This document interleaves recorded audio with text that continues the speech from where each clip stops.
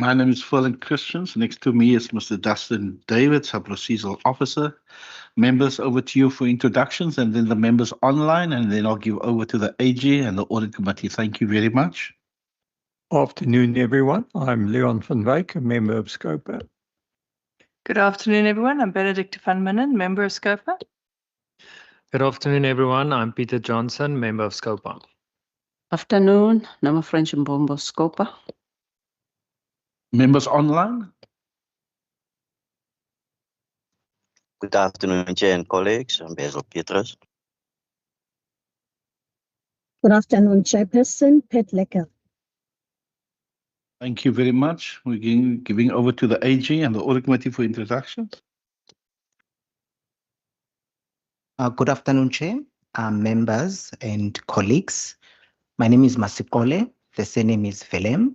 I'm the senior manager within AGSA that is responsible for the audit of Provincial Treasury and the Western Cape Gambling and Racing Board. Good afternoon, Chair, colleagues. My name is Tumisana Ntrekwani, an audit manager. I was responsible for Provincial Treasury. Thank you. Good afternoon, Chair and members. My name is Beauty Miende and was responsible for Gambling and Racing Board. Thanks.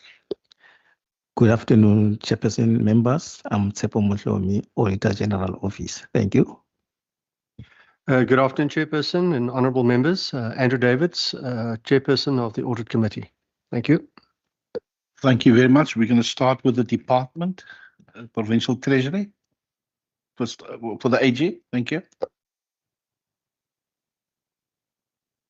Thank you so much, Chair. Good afternoon again. As I indicated, Chair, I'm the senior manager that was responsible for the audit of Provincial Treasury. Chair, I'm going to take you through, Chair, and the committee through the overall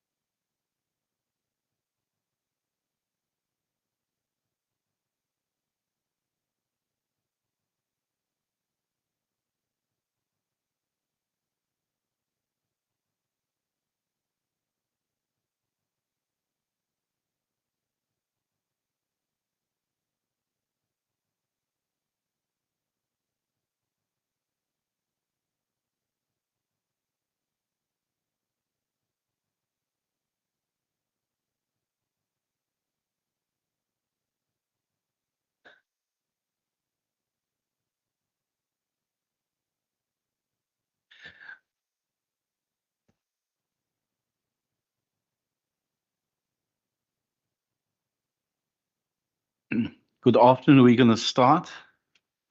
I know it's been a long day, but think of Scopa. This is our last day. So it's been a long couple of 3 weeks for us. And we're going to just do the introductions again, and we're going to do the Racing and Gambling Board first, and then the department. So my name is Ferlin Christians. I'm chairperson of Scopa. Next to me is the procedural officer, Mr. Dustin Davids, and then I'm going to give the members in the chamber and then the members online, and then I'll go over to the minister and department. Thank you. Afternoon, everyone. I'm Leon van Wyk, a member of Scopa. Good afternoon. I'm Benedicta van Minnen, member of Scopa. Good afternoon. I'm Peter Johnson, member of Scopa. Afternoon, Nomma French Mbombo. Members online? Good afternoon, I'm Pat Lecker, member of Scopa. Thank you. Just for introductions, again, over to the minister and HOG. Thank you, Minister of Finance, the department. Good afternoon. I'm Chulanda Gandana, head of the Department of Provincial Treasury. Good afternoon. I'm Claude Bassaday, chairperson and member of the Western Cape Gambling and Racing Board. Afternoon, Chair members. Zoe Siva, Chief Financial Officer of the Board. Good afternoon, everyone. Primo Abrams, CEO, Western Cape Gambling and Racing Board. Good afternoon, Lizanne Venter, board member. Good afternoon, everyone. Sweetness Klubane, manager HR at the board. Thank you. Good afternoon, everyone. I am Vandaba, non-executive board member. Good afternoon, everybody. Nick Nichols, independent board member. Good afternoon, all. Mervyn Burton, board member.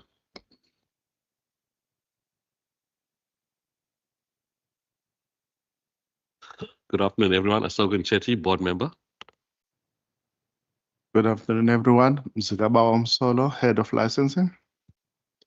Good afternoon, everyone. Alvin Matthews, HOD ICT. Good afternoon. Robin Bennett, Regulatory Department, HOD. Good afternoon, everybody. Liesel Hartman, legal manager.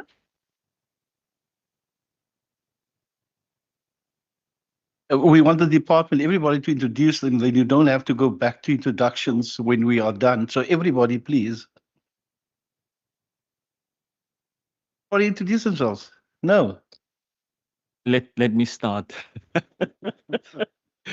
Isaac Smith, DDG Governance and Asset Management, Provincial Treasury. Afternoon, Victor Senna, DDG Fiscal and Economic Services, Provincial Treasury. Good afternoon, Nadia Ismail, Director, Strategic and Operational Management Support. Anne-Marie Smith, CFO. Good afternoon, all. Tasneem Daniels, Financial Management, Provincial Treasury. Good afternoon, Ashley Nuderwijk from Financial Management, Provincial Treasury. Good afternoon, everyone. Tumegan Tlazi from SCM. Good afternoon, everybody. Rishan Kasim, Provincial Treasury.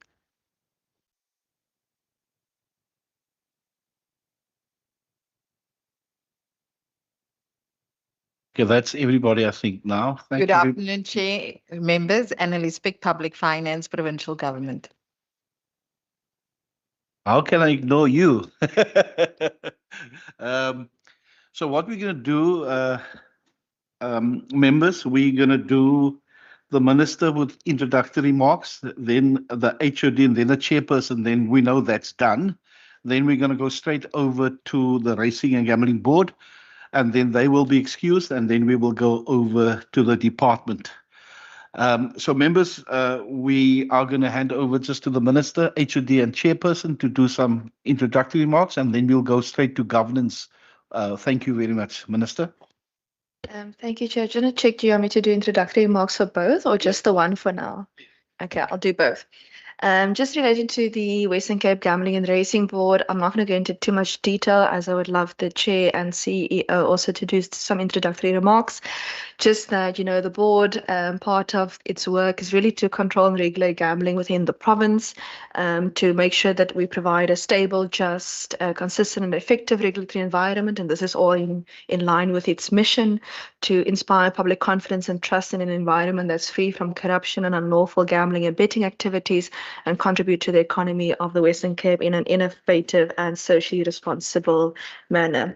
I'll also allow the board to just do introductory remarks on those, but relating to the provincial treasury specifically, something that I've been very focused on as my ministerial priorities in the past financial year has been fairness, value for money, innovation, and trust.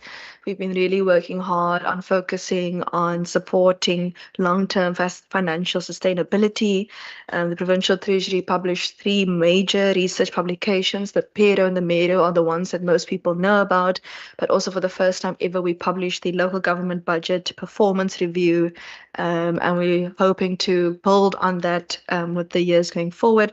We tabled 2 budgets, the adjustments budget, which really focused on disaster relief and frontline services, as well as the main budget that focused a lot on growth and jobs.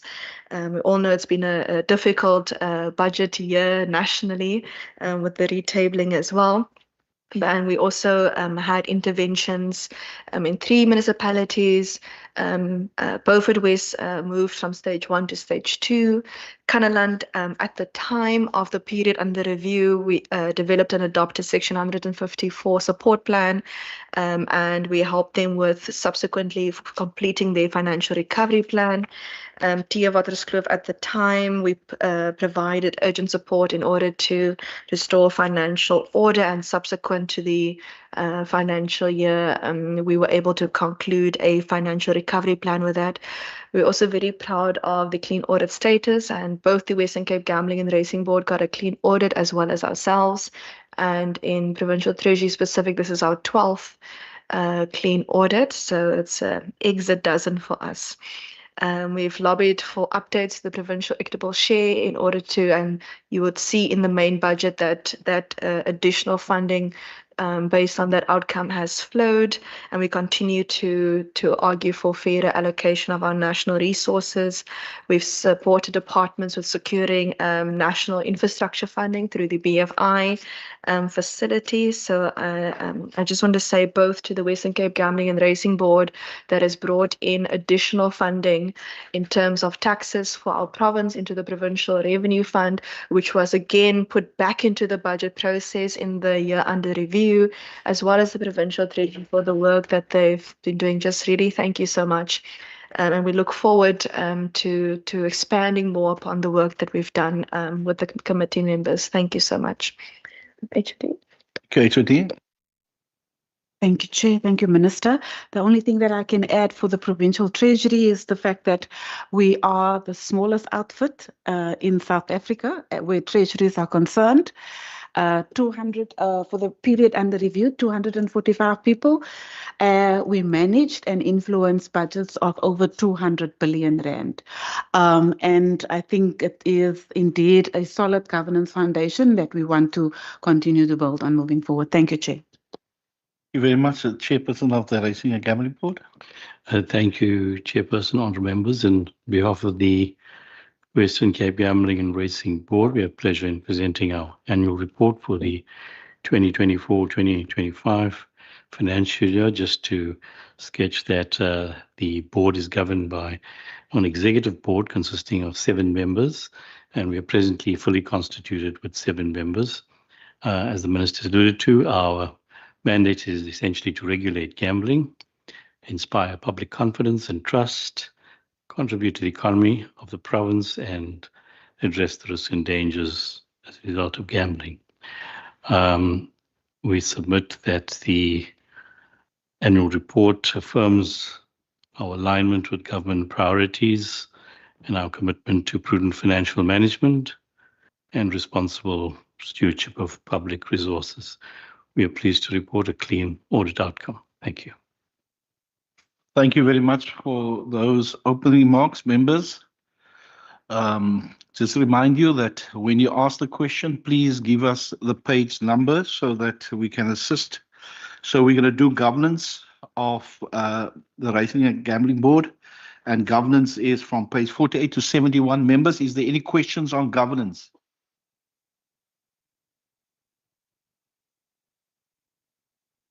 I see nobody online. I see no members here. Are we moving? Okay, we're moving over to the PMMA. Members, any questions? I see Member Basil Petrus and then Member Pat Lecker. Member Petrus, over to you. You can pass, Chair. It was too quick for me. It was on governance. Go ahead. Just give us the page number, please. 62, Chair, and 63. It is the strategic risk 1 and 2, the inability of the entity to perform its mandate and the ineffective and inefficient entity. So that is very strong and serious risk, Chair, and what did the entity do to address it? Thank you. Is that Member Petrus? Member Lecker, do you have something on governance or if it's PMMA? Which one? Good afternoon, Chairperson. Are we starting with the Treasury or the Gambling Board? Gambling Board. All right. Thank you, Chairperson.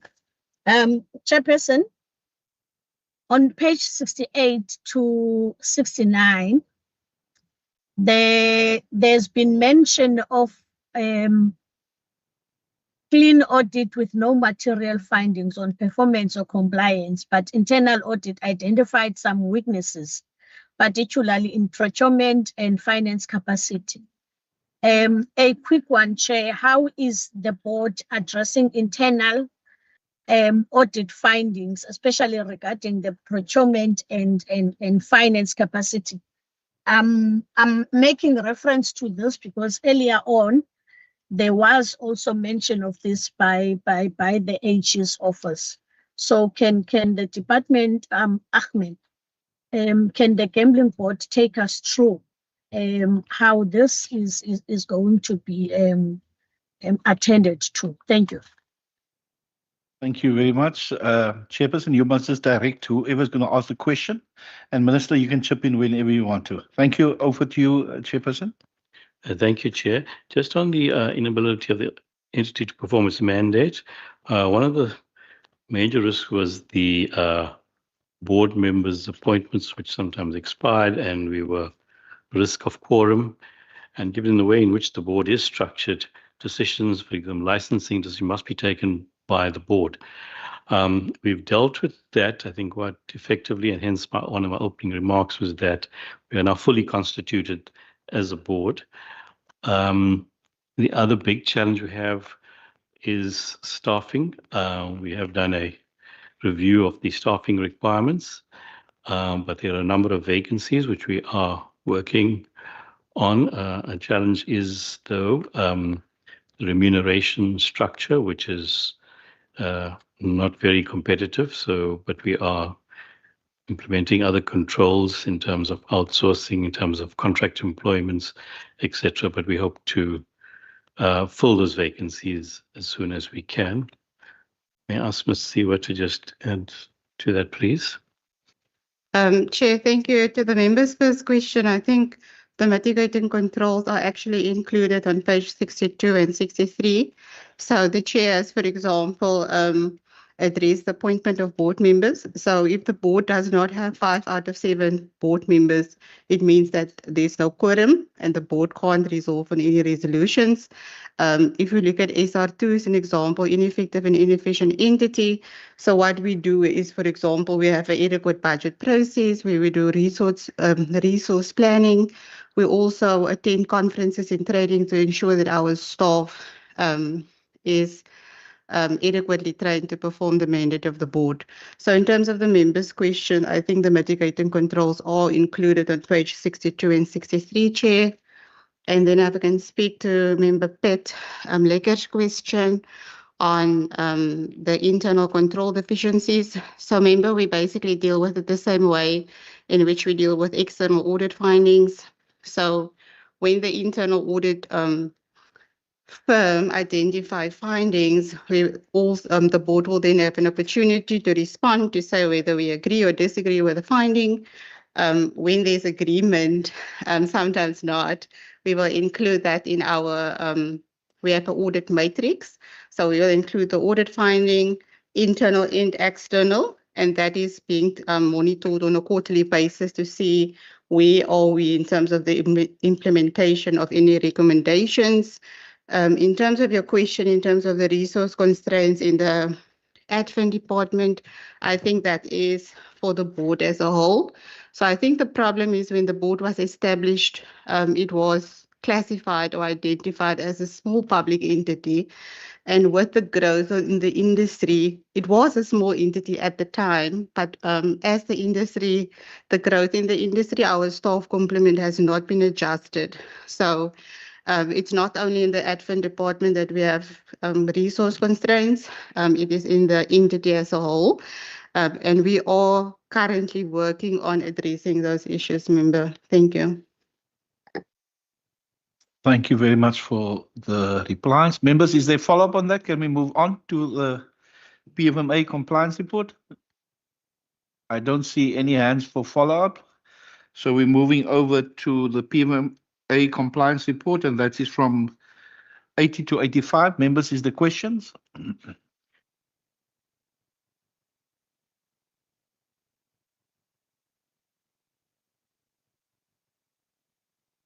I don't see any questions. I must compliment on you on page 84. We last year went on this 30 days not paid, and I see nice explanations explaining it. So thank you very much for that. Members, there's no questions on PFMA compliance? Nothing. We're going to move over to the financial reports. Members, over to you. I see member Pat Lekker, member Lekker, and then member Van Wyk. Member Pat Lekker, over to you first. Thank you, Chairperson.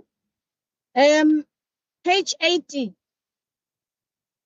Page 81.1 on irregular expenditure. Can we get details of these irregular expenditures, particularly on the total of 717 for 2024 with the 13,000 under assessment? What exactly is happening there? Can we get clarity? And if there has been any disciplinary processes or corrective measures that has been taken to address these. The second one, in terms of the supply chain management controls, what has been done to ensure that this process or this activity is not reoccurring again? Then on 84, on late or non-payment of suppliers, can I get an understanding as to what measures have been implemented to ensure that suppliers, particularly small and emerging businesses, are paid within the prescribed 30 day? And maybe lastly, the department, can it explain or whether it monitors the recurring delays of this nature to prevent late payments that may negatively affect supplier cash flow and confidence in doing business with government again? Thank you. Thank you. I think there's a delay because, but Member Lekker, I will ask them to answer. I just gave them a compliment on 84, but it's fine to say that you explained so nicely, but we'll move on, Chairperson. We'll move on. Can you just answer and ask? Thank you. Thank you, Chairperson. Our CFO's hand. Thank you, Chair. So to the member's question on page 80 on the 717, so maybe the 13,000 rand is irregular expenditure, which was in relation to last year, but was identified in the current year, and that is in terms of services, generator services. When we bought the building again, we used the service provider, and the AGSI was of the opinion that we didn't go out on 3 quotes, so they raised that 13,000, and the 704 member relates to repairs and maintenance, irregular expenditure. So that was for plumbing and electrical maintenance services. So what the regulations require is when you advertise for construction services, you have to identify or do you have to indicate the minimum CITB rating? So previously, when we did not have a building, that was just general repairs and maintenance, but with the board now having its own accommodation, that was construction. So what happened, obviously, the board now had to procure repairs and maintenance, which we didn't have to do previously. And also, we also had no supply chain officials for the full year under review.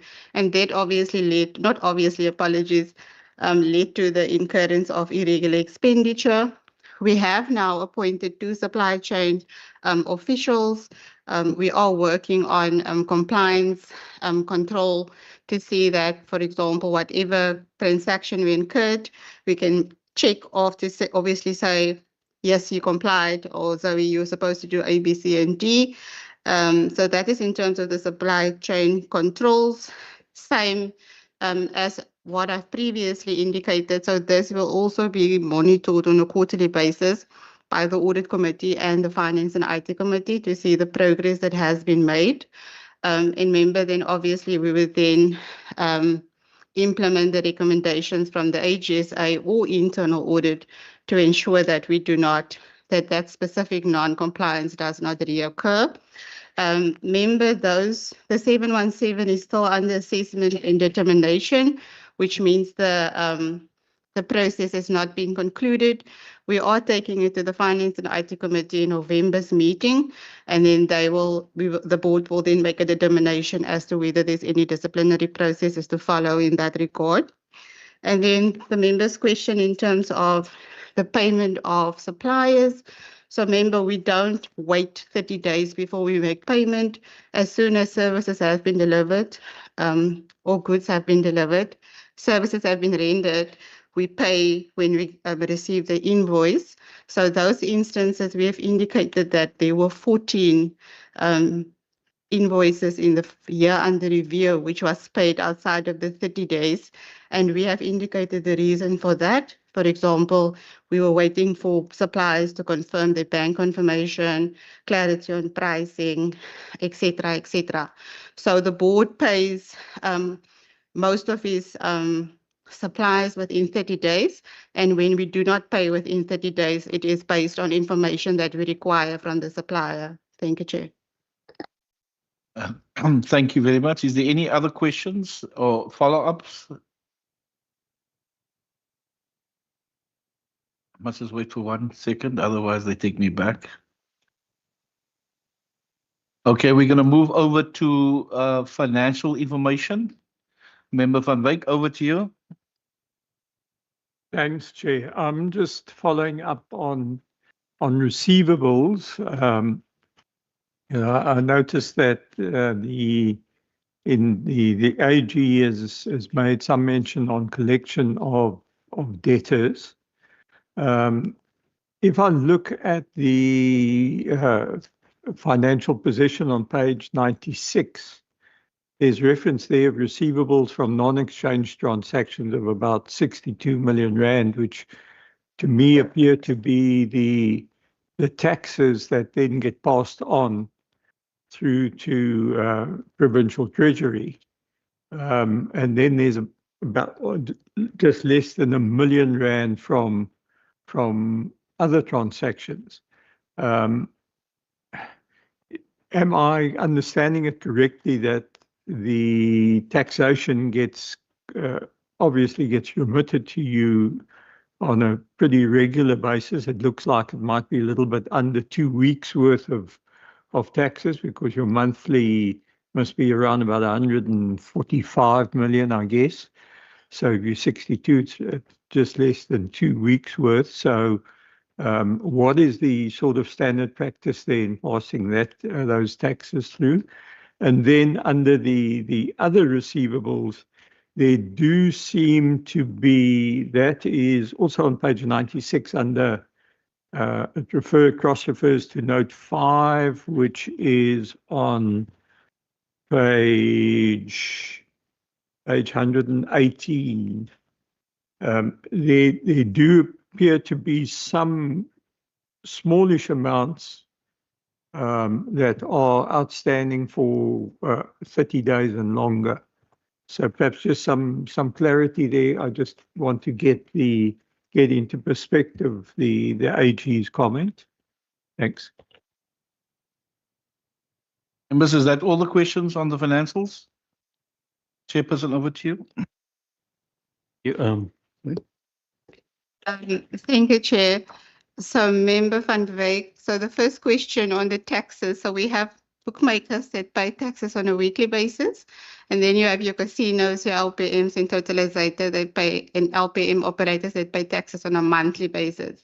So the amount that you see there of 61 million are taxes that were due at the end of financial state or the financial year, but it were only paid in April. So there's no collectivity issues there because they pay the money to the Western Cape Gambling and Racing Board, and then we pay it to the Provincial Treasury, which then pay it to the fiscus. In terms of the other receivables, on page 118, you will see there's 113,000 Rand outstanding for longer than 30 days. So our debtors works a little bit differently in that they are supposed to have monies in trust funds. So as the board then performs work, we are able to collect that money from the trust funds. What happened here is there was either insufficient funds in the trust funds, but we have explained to the AGSA that what we do is they have a trust account and a security account. If there's not sufficient monies in the trust account, we are able to recover it from the security account. Or if there is associate license, we are also able to recover the amounts. Subsequently to the financial statements, the 113 has been recovered. So it's not an issue of the fact that the board is unable to collect it. I do agree that we can improve on the system and the process of collection, but it's not that it is not that the board is not able to collect it. Thank you. Thank you very much for that reply. Is there any other questions on the financials of the Racing and Gambling Board? No other questions? I'm going to ask the chairperson to do the thank yous, the chairperson, and then the minister. And then I'm going to ask Member van Millen to thank the Gambling Board, and then Member van Wyk will do the department. Thank you. Well, thank you, Honourable Chairperson, for the opportunity and privilege to present our report and the questions asked, and we remain available to any follow-up information. Thank you. Minister? Thank you so much. I just want to reiterate my congratulations to the board and the entity for their clean audit, because the work that they do is not on behalf of just the provincial treasury, it's on behalf of the whole Western Cape government. And those taxes we put back into the budget process on an annual basis in order to really make up for those deficits that we experience from the differences between what we need to do and what we receive from a national perspective as well. So really thank you so much for the work that you do. And Chair, we always do our best to try and improve year upon year. And whether it's the board or the provincial treasury, will continue to work together to order to bring back even better news next year. Thank you so much. Thank you, Member van Millen. You'll do the thank yous. I really want to thank the Gambling Board for being here and for talking us through the presentation and answering the questions. We really do appreciate that. I don't want to say that we'll see you again next year, because you might well interact between now and then, but thank you very much for everything, and don't take it the wrong way when I say I hope we don't have to see you too often. Thank you very much. Have a very good weekend and good luck in the traffic. Thank you very much. You are excused, the Gambling Board. You are excused, and then we'll then go immediately to the department after that. Thank you very much.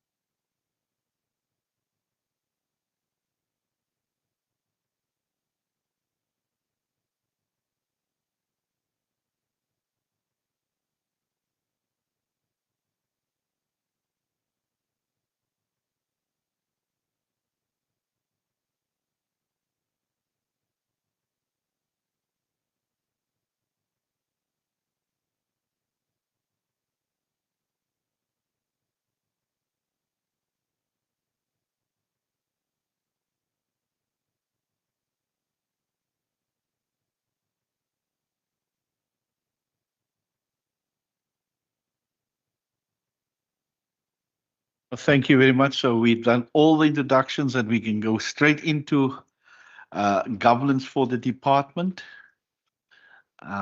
So members, I'm going to hand over to you to ask some questions on governance for the department.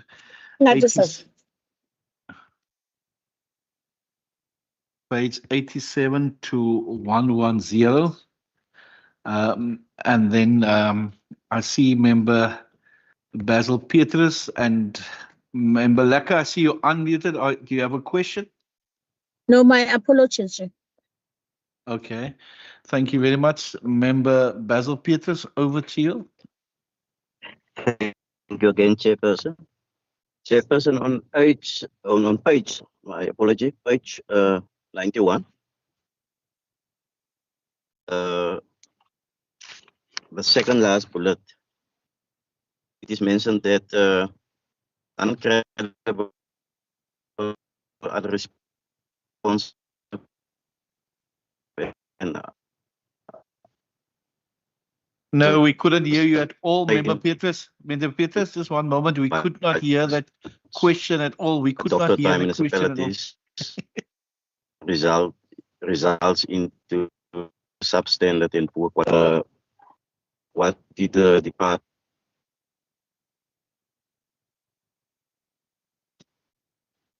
Yeah, Member Petrus, Member van Wyk. I think he's talking about non-credible, unresponsive and unsustainable budgets adopted and implemented by municipalities. Go ahead, member. I think we heard half of the question, but go ahead. Yes, it's that second last bullet, Chair. What did the department do to address it? And can they name the municipalities that they mentioned here in the report? Your second question, Member Peters?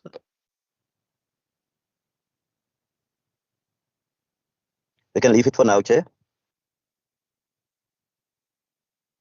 Okay, we got that. Members, is there other questions on governance? Okay, let's answer that one, and then we'll take if there's a follow-up. HOD, over to you. Thank you, Chair. Just in relation to the risk treatment, because these are the key risks considered for the year under review. So we have various support initiatives, but I think Stephen can also add in terms of the treatment thereof. So as a norm, we assess municipal budgets, looking at all the associated documents, and then we determine levels of conformance, responsiveness, credibility, and sustainability at a municipal level. We then provide technical support to municipalities to assist them to adopt funded budgets where unfunded budgets are unavoidable, to avoid and implement budget funding plans. So then we provide technical assistance in that regard. We also monitor and evaluate budget compliance implementation. We have monthly reports in terms of Section 71, as well as our quarterly Section 52 and 72 reports, and then the annual report. We use the technical engagements, both the technical integrated municipal engagement, as well as our strategic integrated municipal engagements, also to provide feedback. Then a lot of the issues that municipalities are experiencing stems from data and data accuracy, and therefore the MSCOA issues as it relates to municipal finances. So we also provide advice and support. And we then, with our debt relief program, with the ESCOM debt relief program, we also support municipalities there in the terms of the application, the monitoring thereof, to ensure that they remain compliant. That is a key area that we support in order to ensure that municipalities actually have funded budgets or sustainable budgets in dealing with the risk as articulated on page 91. We also assist municipalities with long-term financial plans. And then we have 2 grants that we have available to assess municipalities in relation to strengthening their internal capacity. So it's the Financial Management Capability Grant as well as the Financial Recovery Municipal Financial Recovery Grant. It is important to be evidence-led, so we also provide sorry, my brain is fried. So we also provide, yeah, I think the airtime is finished now, evidence in the form of our socioeconomic profiles as well as our MERO, which is the Municipal Economic Review and Outlook. I don't know, Stephen, anything else you'd like to add? Thanks, Jalinda. I think you've covered it very comprehensively. I think the only other thing I would add is to link it to what the Minister was saying in her introductory remarks, that we do publish the local government budget performance review now. And a lot of the information and the detail that the member is looking for is contained in there. So Annexure 3 there gives the budget funding position for each municipality in the province and what's tabled and whether that's funded or not. And then the adopted budget as well as the adjusted budget. So it shows us monitoring throughout the year, because I think in terms of targeting all of those many support measures that the HOD was talking to, the first thing we need to do is diagnose whether the municipality has a credible budget position or not. And then if not, all of those other measures apply. And you can see, and I think you will see, especially in the next edition, some of the successes as we move more municipalities from an unfunded position to a funded one. Thank you.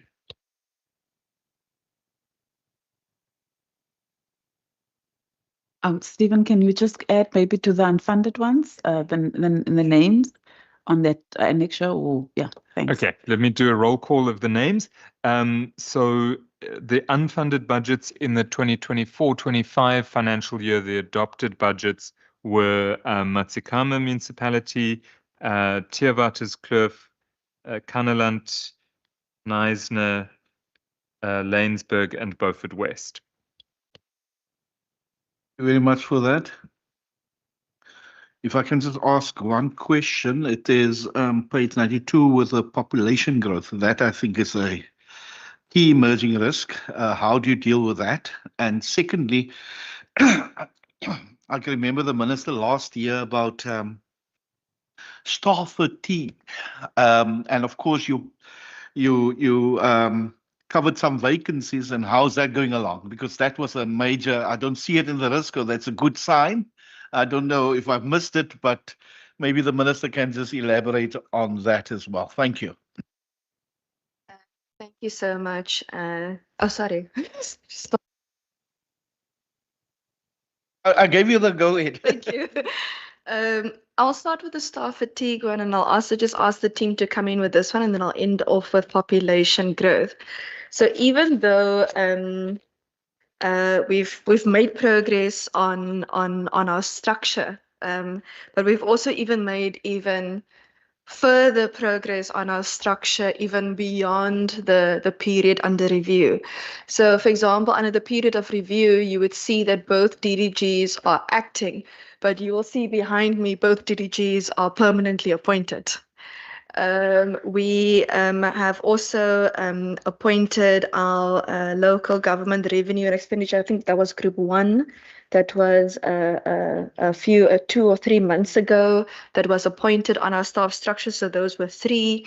There's 3 that I got through cabinet yesterday. Yesterday was Thursday. Wednesday. I got Wednesday through cabinet.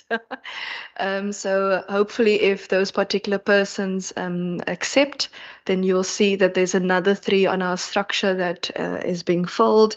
And there's currently 2 that is ongoing and in progress. And we are hoping to be able to conclude that soon. And I'm hoping that this also means that the next time you see me, chairperson, I'll be coming back with a full house. But notwithstanding that, that does not mean that it's not still difficult. I'm going to use an example of one of our team members a story that they told me about how for one secretarial position, an entry-level position, that they received 6,000 applications. Now, if you have a small treasury, which is the smallest in the country, and part of the minister's instruction to the team was you must expedite vacancies and filling thereof. It also means that it's becoming more and more difficult to keep up with your day-to-day because it's a chicken and egg situation. You're going to alleviate your workload by filling the vacancy, but it's also creating an increased workload upon your desk in order to fill the vacancy. But we still have to deal with the chicken and egg in order to make sure that we fill our vacancy. So it is a priority in our department, and I'll ask Nadia, also to different Nadia, sorry, to assist with more detail also on not just with filling vacancies, but how we're dealing with capability, capacity, and well-being in terms of the department. Chairperson, you know the population growth. I'm always very concerned about population growth because when you have population growth that is essentially almost more than double of your GDP growth and your job growth, it means that you're never really keeping up. So even though you're making gains, people might not see that gains on the ground because the population growth is outpacing our economic growth. And that essentially means that there's an increased demand on our services, irrespective of which department you are. It also means that you're going to have to find much more innovative ways to stretch that rand even further. And we see the drivers of that population growth. It's both it's in migration and into our province, and it's in migration from other provinces, but also internationally. And this is not just the problem of the Western Cape. We're the second fastest growing province. The first fastest growing province is Gauteng. And even though we see an 18% population growth in the Western Cape, South Africa, for example, in its totality is growing at 14% currently. So it doesn't matter which province you are in South Africa, population growth is really starting to affect our services. And things that we've really tried to lobby for at a national level, and we'll continue lobbying for it, even though our data updates are now much more frequent, the formula of the provincial equitable share formula has not been properly reviewed yet. And some of the things that we would like to see in the review process is a heavier weighting on population growth and also a heavier weighting on economic growth. Because if people are moving to the economic hubs in our country, then the funds should follow the feet. And currently, we're not really compensating provinces for the fact that, funds should follow the feet. And we're trying really hard to be able to continuously lobby for that increase weightings on our province. It also means that as a province, despite that, we can't sit back and do nothing about it. And despite it not being under the year under review, we therefore launched what we call the Alternative and Blended Financing Framework. So it's this framework that we've drafted and that has been adopted by our cabinet. So it's a Western Cape government framework, is in order to find ways to be more innovative and to diversify our revenue sources and be able to crowd in alternative and blended financing. And departments are able to use this framework in order to find much more innovative ways in order to bring services to our people. But I'll ask the team just to also not only to speak about the well-being of staff, but also a bit more on how we can utilize alternative and blended financing in order to expedite, for example, infrastructure delivery in our province. Thank you. Thank you, Minister. Maybe just to add on this, because Minister touched on the senior management team, but the gap is in middle management, age group 28 to 39, where the staff is quite mobile, given the fact that a lot of it we recruit from internship bursary program, and that's how people come through the system. And so by that age, they would have accumulated sufficient number of years of experience and working in the Western Cape. Provincial Treasury is a powerful marketing tool. And so that's where we see the turn. And so currently, and Nadia, Ishmael will add to the detail, but we do have, Chair, 55 positions currently in the recruitment process that we are really working hard to fill before we get to the end of this financial year. Then I think Minister touched on the alternative and blended financing. I think there's exciting opportunities for us. Minister launched the ABF framework in April, and we are now busy really practically trying to implement that, both on and off balance sheet. And so that is it's a new area for us to move in as a provincial treasury, but that in itself also requires capacity. And so we are also looking at the structure to in order to respond to the new strategy. Nadia, maybe if you haven't want to add anything on the personnel. Thanks. Thank you, HOD, and through you, Chairperson. So just touching on the 3 pillars that we manage our COE on, as our MEC had alluded to. So it's capacity, capability, and well-being. Capacity then looks at our planning in terms of our workforce plan, looking at retirement planning as well now that that's topical. It covers our developmental programs, our bursary programs, feeding into the talent pipeline.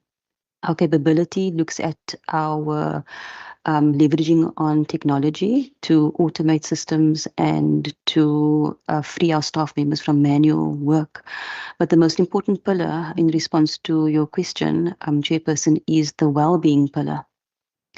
And through this well-being pillar, we want to encourage a work-life rhythm, and we also want to make sure that our staff get home for dinner. This is not always the case, and this is something that we aspire towards, and an aim that we want to realize sooner rather than later. So the concern with regards to staff fatigue is highly relevant, especially in light of the increasing vacancy rates. But how we are addressing this specifically is our employee health and wellness program, as well as specific leave management practices. So in terms of EHW, there's a number of services that we provide and we support our staff with, and these are also monitored through regular reports that we receive, so that we can get the stats that our staff are making use of these services. So they do include either counseling, albeit face-to-face or telephonic, whatever suits them. And then training. We also then provide our staff with the relevant support that they need to manage stress. If they are experiencing that burnout or mental fatigue given the high workload. We have also seen a decrease in the numbers of sick leave, which is a good thing. So it has decreased as well as the absenteeism rate. But what we are encouraging our staff is to actually take annual leave, which isn't always the case. And this is sometimes undercounted, but there's lots of value in us giving ourselves the opportunity to rest. Yeah, so altogether, those are the contributions towards addressing that concern. Thank you. Thank you. Member Lekker, I'm going to give you opportunity now. I just want to get a follow-up. I'm just reminded, again, last year, the minister said, you're losing people because people is doing 3 times the work here than in other provinces. So if you can just, and are you still losing people, because you're filling, and if you fill and you lose, it's still gonna not balance out. So if maybe Minister, if you can just elaborate on that, and then I had something else, but no, that was just a follow-up. Member Lekker, do you have a follow-up on your previous questions?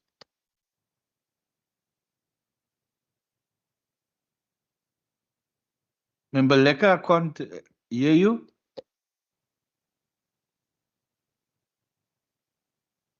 Minister, I'm going back to you. We'll wait for Member Lekker, but maybe just back to you. Thank you. No problem, Chairperson. So we have also embarked upon reviewing our current structure. So while we are filling vacancies, we are also reviewing. But we can't stop filling because of the review, because of the lack of capacity in general. That's the first part. And part of the review is if we're going to be a different type of enabling and reliable partner that our government needs in order with the future, with alternative and blended financing in particular, then we need to be different in terms of our structure. And that means that we need to really restructure for revenue. We've gotten very good over the years with expenditure and how to turn over a rand again and again and again. But now we need to be able to work towards becoming a world's best treasury and becoming that banker. And that banker mindset about how do you make money and how do you save money. So in terms of the making money, that's part where not only the alternative and blended revenue comes in, financing comes in, but also re-looking at our different revenue strategies. So we need to be able to see that within the structure, and the structure needs to speak to it. So we need to complete our review. The vacancies, the filling of the vacancies must continue. And as a team, we need to continue expediting those vacancies. But also something that Nadia mentioned earlier is making sure that we increase our use of technology for manual things that really should not be on the desks of people with their day-to-day operations, and trying our best to find efficiencies so that people can focus on the big things. I know a home for dinner might sound like, okay, is it 7 o'clock? Is it 6 o'clock? Is it 8 o'clock? But it's more of a mindset. It's aspirational. It's about the concept of that we want technology to focus on essentially what I call the government chores, so that we can focus on the more strategic and important things that government requires, to be able to offload some of the work. And it's not a silver bullet. Technology is not a silver bullet. And even automation, you can't automate an inefficient system. The system must first be efficient and then you automate. And it's not a silver bullet. On top of that, we need to look at staff wellness and the type of programs that we offer. And I'm gonna, I'm not gonna mention the name, but I'll tell a story of. There's one of our bursary holders, not really bursary holder currently, a CAA Academy, that emailed me the other day to say, Min, I have some suggestions of how we can do X, Y, and Z better. It's like, great, let's get into it. Let's see what can we do, what can't we do, how do we move forward? But we need to be able to, as a team, have that, courage and bravery to be able to say, actually, we are all in this together in order to find the efficiency. So I was really proud of that particular team member a while ago for having the courage to say, actually, I'm going to email Min and say, this is maybe something we can do better or take into consideration. Things that we also need to have a conversation about in South Africa, and this is not just the Provincial Treasury or even the Western Cape government, is the fact that the salaries in, for example, municipalities are so high, we simply can't compete with that. Now, you want competition in a sector, but we also need to be honest about if we are not able to compete with that, then there will be naturally people will want to seek those higher incentives. So despite people seeking possibly those higher incentives, what are the other things that from our side we might be able to offer? And that is a lot what Nadia was speaking about. But we try our best to fill as fast as possible.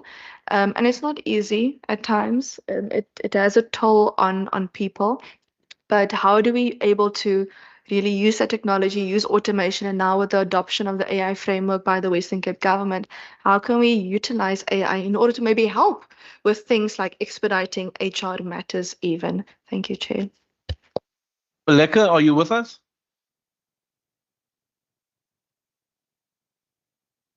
Hi, We Chairperson. can hear you now. We can hear you now. You can ask your question. Thank you, Chairperson. Chair, my first question is on page 91. Under key risk considered during the considered and addressed during the year. in terms of the non-credible, unresponsive, and sustainable budgets adopted and implemented by the municipalities, I want to check, Chairperson. The department highlighted the non-credible and unsustainable municipal budgets that remain a major risk impacting on service delivery. And how is the provincial treasury, through its enterprise risk management processes, assisting municipalities to improve financial governance, ensure compliance with regulations to reduce the unfunded or poorly structured budgets. And this, Chair, I want to link it with a question on the 10 municipalities that did not get a clean audit. In the morning, we heard of 4 municipalities, of which 3 of them are now okay, with 1 that is struggling. What are the other 6 municipalities that are part of the 10? Thank you. Member Lekker, we've dealt with that earlier already. It's been answered. The question has been asked, and the answers has been given. So I'm not going to ask the department to give another answer on that. That is already done. If I can just, yeah, it's already done. Member Lekker, do you have another question? That is already I do, answered. but let me just ask one quick one. Was the Yes, 6 go. other municipalities mentioned? Yes, as it was to which mentioned, are those? member. No, All it was right. mentioned. Yeah. All right. You Let me can ask move, your next Chair. question. Hayi bo, sungama. You Let can me ask your move, next Chair. question. Let me move. Can I go to the next part, or we're still on governance? Governance, we'll Okay. move to the next part now. Governance. I just want to have a last question on governance. You'll probably think, I'm thinking all this, but I'm just checking, Minister. You remember you made the example, and maybe HOD you remember, to retain staff, you lose staff, right? But to retain them, it's not about money always. So you said you make, maybe somebody work from home, they can go fetch the kids. That's the example you used, So when I speak about the well-being and retaining staff, did you make any progress on, it's just not monetary. It's about other avenues, how you can retain staff. Maybe if you can just elaborate the progress you made on that, and then we'll move over to the next chapter. I remember good, eh? Thank you so much. No, Chair, I love it because I'm also the type of person I like to ask people, but yeah, you told me this 6 months ago. Is it still the same? So I love those type of questions. In terms of the well-being, I'll just ask that HOD and Nade just come in here. We've also done a short presentation for a different platform within government recently on capacity, capability, and well-being. Maybe just zoom in on the well-being section, because we have had look at the different policies and also different things that we're offering our team. But I'll just ask that the team just assist us. Thank you. Thank you, Minister. So, Chair, we have, in terms of alternative working arrangements, a policy in the department that we follow, which then gives staff opportunity to work from home 2 days during the week. It's not off days. And so we have the necessary monitoring mechanisms in place to ensure that we keep up the delivery. There's obviously the bursary program that we also run, that we encourage staff to take part in. And then I think Nadia already mentioned the fact that we have regular engagements around well-being, and it covers a range of topics that people generally in everyday life would have, but maybe struggle with. And so we run this, and there's the numbers she can expand on, but it's I mean, when we have these sessions, then we get in hundreds, access of 100 people on Teams who would participate. We also have in We bought into the transversal offering from the Department of the Premier, where specific support is given in terms of psychosocial support, should there be anything that a staff member would need to access, then there is that facility. It can be self-referred, or the employer and supervisor can do the referral. But it's also about broader, just cultural change within the organization, making people feel seen, making so that people feel that when they, even if you don't have a solution, you've listened. And I think that is what it's the small things that make that human connection, and to say you're not alone, we are all in it, and we are for one another. So it's those things that we are focusing. Chair, thanks. Thank you. I really, I'm just asking that. I'm not saying, I know people are professional. So when they're at home, they've got certain things to do, and they do it better because they don't sit in an hour traffic, all of that. So there's a lot of benefits of giving staff time to work at home. I'm a big believer in that. So thank you very much for that. So we're going to move on. Member Lekker, you can now go over to the PMFA compliance, and that is from page 145 to 158. And then Member Van Wyk, are you next? Member Lekker? Thank you, Chair. On page 147, 1.1.1 on reconciliation of irregular expenditure. There's an amount there, Chair, which was used irregularly on to contract scope expansion without approval. Now I want to check with regards to this, seemingly if an amount was probably spent on without any approval, how is it possible that such would happen without any accountability processes? Or if there were any kind of condonation of such, what processes were followed? And if there wasn't, what is being done to strengthen internal controls and prevent irregular expenditure? The next one, Chair, is on page 149, table 1.2.1. Point of reference would be the reconciliation of fruitless and wasteful expenditure. Again, there is an indication that the fruitless and wasteful expenditure increased, and mainly due to late penalty fees or SAICA, late cancellation on accommodation and non-refundable travel for a candidate. And again, I want to ask what steps are being taken to improve planning and compliance to avoid unnecessary expenditure, and what steps has been followed to mitigate this. Can I go on, or should I wait for responses and ask follow-up questions and continue with new questions? I see Member Petrus is there, then because, let's give Member Petrus opportunity, and then we'll see. But let Member Petrus go. Member Petrus, you go.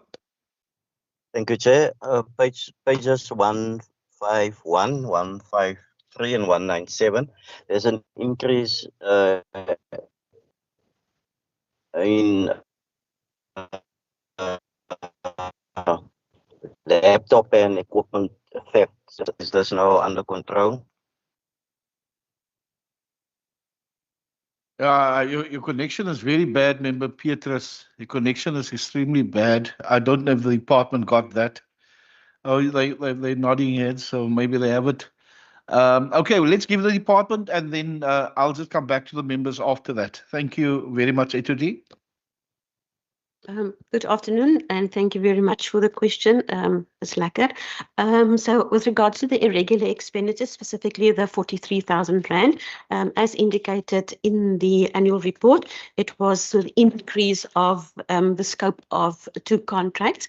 It was a specific official that indicated to the service providers that they continue with specific services that's not within the scope of the contract or the 2 contracts.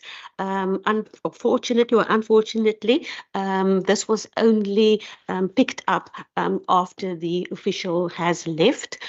So there was no consequence management for that specific official because the official has already left the department, but the official resigned.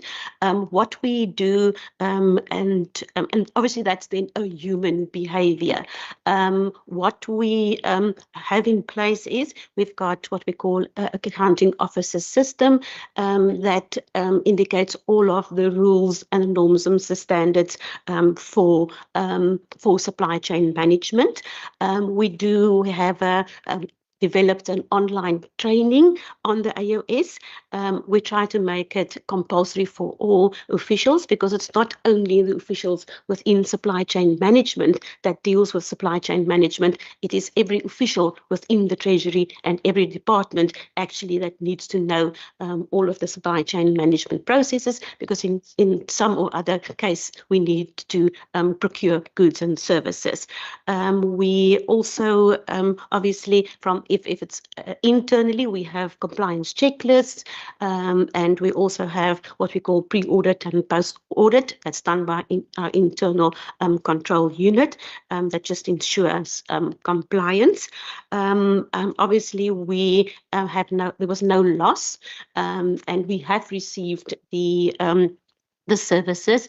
It was, for example, the original scope or contract said 6 officials and 8 officials received the training.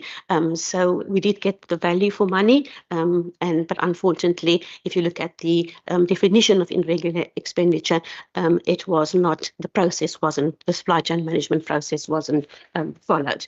With regards to the fruitless and wasteful expenditure, the 2 cases for the penalties, there was 4 cases. The 2 cases with regards to the late penalty fees, fortunately or unfortunately, it was also the specific official that was responsible for the irregular expenditure that was also responsible for the fruitless and wasteful expenditure. Obviously, again, we have received so it was for the SAIGA and it was for like the late penalty for the membership fees that we paid. So obviously, we didn't get any value for that. Then with regards to the other amount, it was for the no-show for an external a person that came that was supposed to come for an interview. We booked flights for the person. The person didn't complete the practical, so obviously the person could not come, and that was not within our control, but obviously we needed to pay the invoice because the flight wasn't cancelled in time.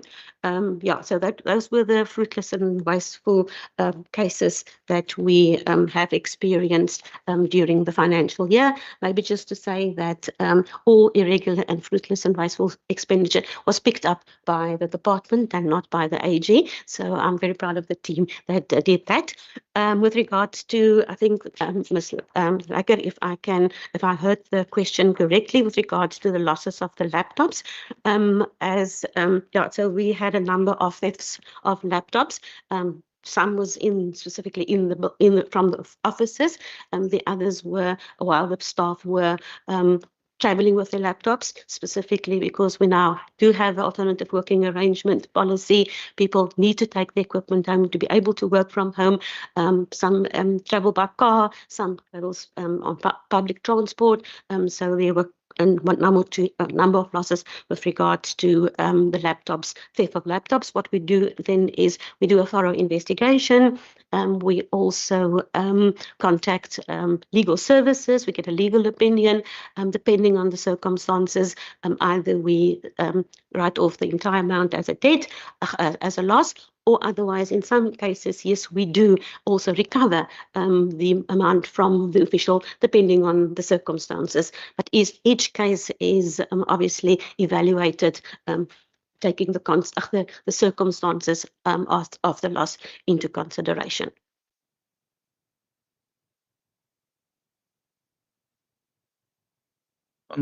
Is that everything? Can I just add, while you're answering that, on it's 151, 152, I see when they were refurbishing, they stole a TV. If if you steal headphones, you can put in your pocket, but a TV is something else. So if you can just give some explanation on the TV they stole. Thank you. Yeah, I can give some background on that. Yeah, we had the refurbishment on the 3rd floor, and then the TV was mounted on the wall. It was between the asset management could not dismantle the TV because we didn't have the tools. The service provider did it, and they put it, according to them, they put it behind petitioning, and obviously when we went back, the TV wasn't there. We had a whole investigation, and Nadia was part of that on what could possibly be done.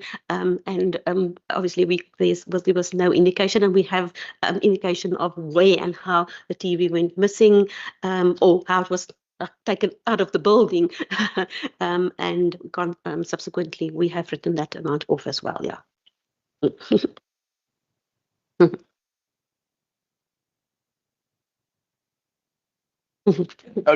Member Lekker, I see your hand. I don't. Member Lekker, you can go ahead. Thank you, Chair. Just to add on your question and maybe making a follow-up, Chair. Maybe part of the systems that should have been in place would have been a camera, and that would have assisted in the investigation of the TV, to ensure that we preserve and keep all our assets safe. That maybe could have been a situation. Was there a consideration of viewing the cameras if they were on the premises? Let me move, Chair, to my question.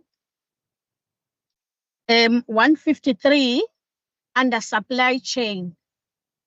The department has over 40 suppliers, and I want to understand what is the logic of having 40 suppliers, and is there no way that some of these could have been done in-house? And again, on page 53 to 54,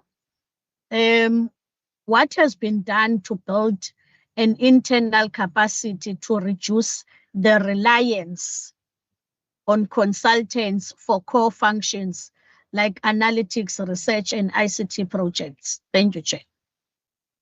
Thank you very much. I'm just going to ask a nice explanation here on 153 about the 10 invoices paid after, but I need to question administrative delays, technical issues, and procedural complexities. If we can just get an elaboration on that, because so members, is there any other questions on PFMA compliance? Nothing. Okay, over to you, HOD. Thank you, Chair.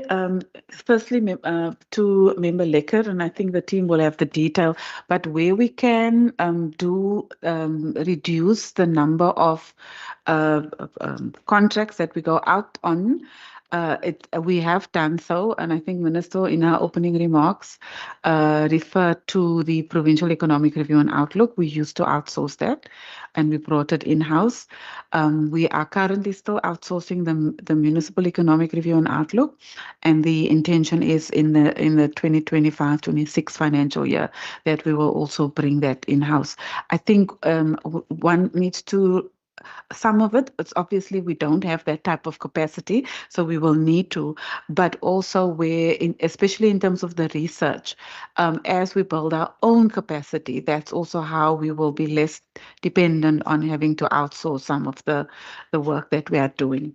But in essence, and then I think also because of the partnership with CI, any and every issue as it relates to ICT, we are making use of that of the consultancy there. So that is also outsourced in a way. So we also don't have necessarily that capacity in-house, and where there's training specific.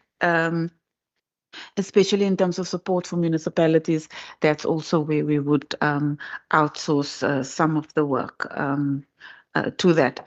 Then obviously we run our smart procurement conferences. That's also an area where we partner with the private sector, and that is really to assist us. Also one of the example in terms of capacity building. Anne-Marie, if there's anything. The consultants, I think Mr. Smith indicated this morning specifically on the ICT requirements, and then obviously we cannot have all the internal capacity to do all the business analysts and all the analytical and development of systems and so on. And I think what Minister also mentioned this morning is that the Pero is now done in-house. Mero is still outsourced, but we're also looking at maybe having that insourced over time. And obviously what we also do with those consultants is now with the terms of reference, it is very, very clear that there needs to be transfer of skills so that we can, our internal capacity will be able to also do those kinds of research products. Then I'm going to go over to the question on the 30-day payments. Member Chairperson would be very glad to see that we have reduced the number of 30-day payments. Last year it was 15. This year it's for the 24-25 it's 10, and we are monitoring that on a monthly basis. And just with regards to the reasons, and maybe just also to tell the committee that it was not small businesses, because we do small businesses or all our procurement via the LOGOS system, and there are very nice processes for the LOGOS payments, so we ensure that is done. I think the payments that was latest, and to our colleagues at AXA, there were quite a number of issues with regards to overcharging and making sure that it is in line and things like that. And I think some of them was also a little bit, like I said, administratively. As you all know, we don't get hard copy invoices anymore. It's all emailed. Sometimes it's emailed to one specific person. The person is not there. We have also now created what we call a specific email address for all invoices. So it goes to a specific email address, and then those invoices are then controlled and monitored to ensure that it is paid, and it's not, because I think the staff get thousands of emails and it just goes by side, especially if the person hasn't been in the office for quite a while. So those were mostly the reasons, or the administrative reasons for not paying those invoices within 30 days. The camera, and Nadia can also maybe just give feedback on that. We specifically on the area, there wasn't a camera. We're in the process of installing the camera via the Department of Community Safety and Infrastructure, but they are really struggling to get the service provider and get all the parts of the camera in South Africa, but hopefully it will be done before the end of the financial year. Thank you very much for the replies. No, I just see the 10 invoices and I laugh and say, it's only 2.7%. Members, let's move on. Member Lekker, I see your hand is up. Yes, thank you, Chairperson. Chairperson,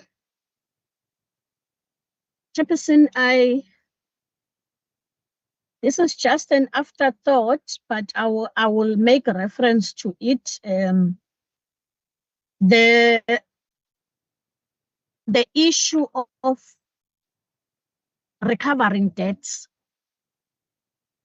I know we were told, and as it is reported, that the official who was involved in the monies that were unauthorized has left the department. I want to check, is there no systems in place to recover debts from former employees? Can I proceed to part F? You can proceed, Member Lekker. Thank you so much, Chairperson. A quick one, Chairperson, on page 200 under municipal debt. The fiscal or the financial statements reflect an outstanding receivable amounting to 486,000. And this includes municipal debt owed by Canaland and Lanesburg for unspent grants, as well as salary-related debts from former employees. Can the MEC explain what actions are being taken to recover these outstanding debts from municipalities, and whether there are any consequence management processes or such making a repayment agreement in place if there is, because I'm sure these monies could be used to support service delivery priorities. Thank you. I think the staff debt is also on page 200, what Member Lekker was referring to. Members, is there any other questions on finances? Okay, HOD, over to you. Chair, just before the HOD comes in, I just want to speak about municipalities and unspent grants. The municipalities need to pay it back if they did not spend the grant. So the team must continuously make sure that we have engagements with those municipalities because they need to pay the money back. And it's not because we're trying to be mean people. If you got a grant for a particular purpose and you did not spend the money for that purpose and you had money left over, you need to pay the rest of the money back, because maybe there's another municipality that we could be assisting with that money. I will ask the team to obviously go into detail, but I just, in principle, Chairperson, sometimes it is hard, but if you're not going to, sometimes municipalities, they're always saying, we need assistance, we need assistance, we need assistance. The assistance is then given. So if you're not going to spend the money, you must pay the money back. Thank you, Chair. Thank you, Minister. Thank you, Chair. The short answer is in terms of the fruitless and wasteful expenditure. So in the norm where we can, then obviously there will be consequences for any fruitless and wasteful expenditure. And the CFO already indicated that we also recover some of the debt for some of the areas where we can prove, because it's obviously a post an investigation. She did say that. But in these instances, we could not find any evidence of gross negligence. And so for that reason, we then approved the expenditure because we've received, it wasn't a matter of us not having received we couldn't recoup, and the CFO wanted to add. No, sorry, I just wanted to add, sometimes you also need to just determine, will the process, and if you have to go a legal process specifically, if a person is not within the service anymore, what will be the cost be of the recovery, because you have to then pay for legal fees. In this case, obviously it was, I think, 10,000 Rand, so it wasn't, if you determine the cost of recovering and the cost of the fruitless and wasteful expenditure, we decided also to write it off and not to recover that from the person. Thanks. Very much. Members, is there any other questions? Yeah. Yes. So the debt by Kannaland in Laingsburg.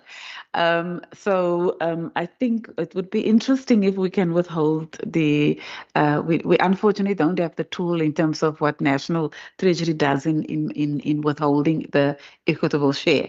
But I think what we do is then to look at, Stephen, future, we are exploring that in terms of, because it's not as if these municipalities does not need assistance. They still need assistance. The one is on the financial recovery plan. So it really becomes a tricky situation about whether you enforce a rule and yet then residents suffer.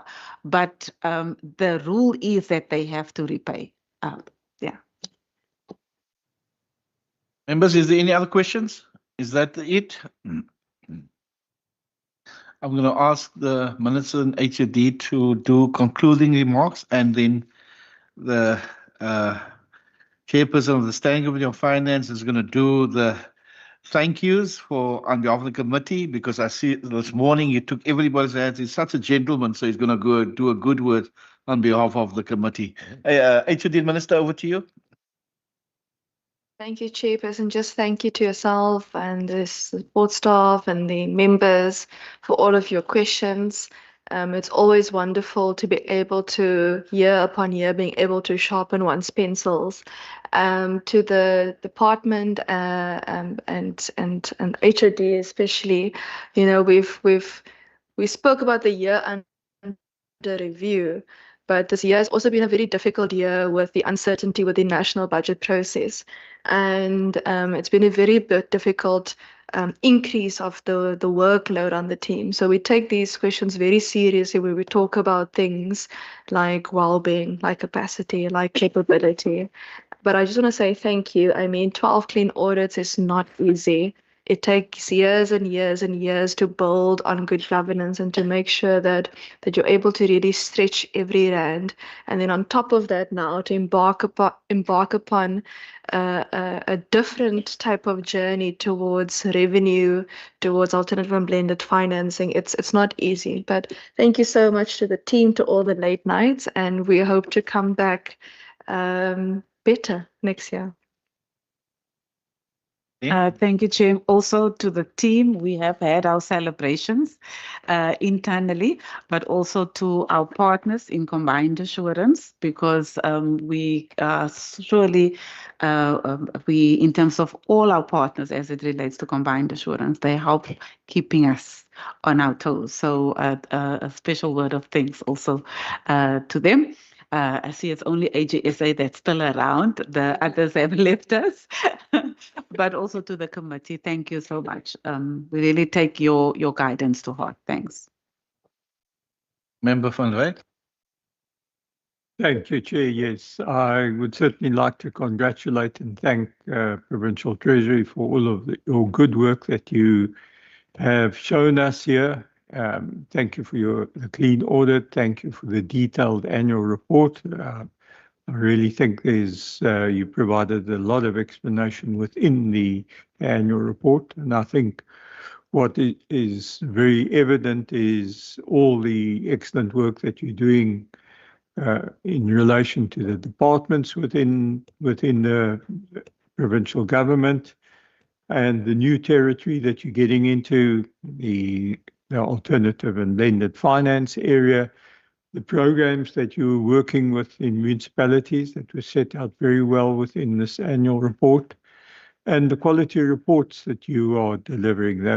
I think all of those are indications of the constant improvement that you're undertaking. So thank you very much for being with us today. I think we are all a little bit worn out. This is at the end of our 3 weeks. I think we hoped that we could get away a lot earlier. I'm sure you also hope so. But as part of this scope of production, I think we need to thank the procedural officer for the work that he has done. We need to thank the chair for taking us through this process. And thank you to the fellow committee members who have slogged it through for the last 3 weeks. And I think an enjoyable weekend to everyone. And may our ladies do well in the cricket, and may we do well in the rugby as well. So thank you very much. Thank you Enjoy very the much. The weekend. meeting is adjourned. There's some refreshments in the members' lounge. Thank you very much.